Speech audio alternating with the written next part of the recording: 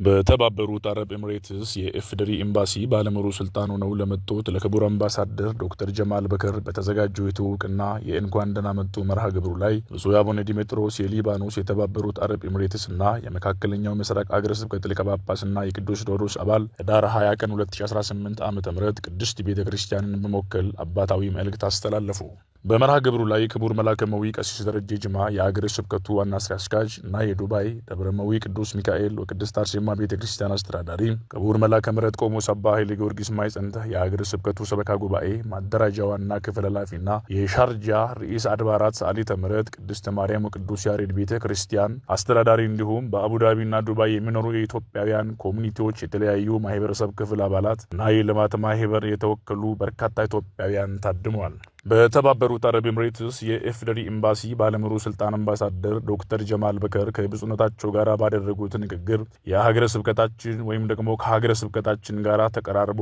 እንደሚሰሩ